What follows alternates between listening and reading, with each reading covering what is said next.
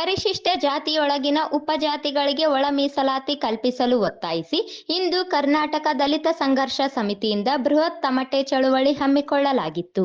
ಪರಿಶಿಷ್ಟ ಜಾತಿಯೊಳಗಿನ ಉಪಜಾತಿಗಳಿಗೆ ಒಳ ಮೀಸಲಾತಿ ಕಲ್ಪಿಸಲು ಸಂವಿಧಾನಬದ್ಧ ಅಧಿಕಾರವಿದೆ. ಈ ಸಂಬಂಧ ಸುಪ್ರೀಂ ಕೋರ್ಟ್ ಐತಿಹಾಸಿಕ ತೀರ್ಪು ನೀಡಿದೆ. ಈ ತೀರ್ಪನ್ನು ಅನುಷ್ಠಾನಗೊಳಿಸುವ ಅಧಿಕಾರ ರಾಜ್ಯ ಸರ್ಕಾರಕ್ಕಿದೆ. ಈ ಹಿನ್ನೆಲೆಯಲ್ಲಿ ಸುಪ್ರೀಂ ಕೋರ್ಟ್ ಆದೇಶವನ್ನು ರಾಜ್ಯ ಸರ್ಕಾರ ತಕ್ಷಣ ಅನುಷ್ಠಾನಗೊಳಿಸಬೇಕು. ಕರ್ನಾಟಕ ದಲಿತ ಸಂಘರ್ಷ ಸಮಿತಿ ಸಂಸ್ಥಾಪಕ ಪ್ರೊಫೆಸರ್ ಬಿ. ಕೃಷ್ಣಪ್ಪ ಅವರ ಜನ್ಮದಿನವಾದ ಜೂನ್ 9ರಂದು ಸರ್ಕಾರಿ ಕಾರ್ಯಕ್ರಮವನ್ನಾಗಿ ಆಚರಿಸಬೇಕು ಹಾಗೂ ಅವರಿಗೆ ಕರ್ನಾಟಕ ರತ್ನ ಪ್ರಶಸ್ತಿ ನೀಡಬೇಕು. ಬಾಕಿ ಉಳಿದಿರುವ 3 ಲಕ್ಷ ಬ್ಯಾಕ್ಲಾಗ್ ಹುದ್ದೆಗಳನ್ನು ತಕ್ಷಣ ಭರ್ತಿ ಮಾಡಬೇಕು. ಒಳ ಮೀಸಲಾತಿ ಜಾರಿಯಾಗುವವರೆಗೆ ಹೊಸ ನೇಮಕಾತಿ ಪ್ರಕ್ರಿಯೆಯನ್ನು ತಡೆ ಹಿಡಿಯಬೇಕು. ಬಗರ್ ಹುಕುಂ ಸಾಗುವಳಿಯನ್ನು ಸಕ್ರಮಗೊಳಿಸಿ ಹಕ್ಕುಪತ್ರ ನೀಡಬೇಕು. ಕಳೆದ 2-3 ತಲೆಮಾರುಗಳಿಂದ 3-4 ಎಕರೆಯಷ್ಟು ಒಂದು ಅರಣ್ಯ ಭೂಮಿ ಸಾಗುವಳಿ ಮಾಡಿ ಉಪಜೀವನ ನಡೆಸುತ್ತಿರುವ ಕೃಷಿ ಕಾರ್ಮಿಕರನ್ನು ಒಕ್ಕಲೆಬ್ಬಿಸದೆ ಪರ್ಯಾಯ ಭೂಮಿ ನೀಡಬೇಕು.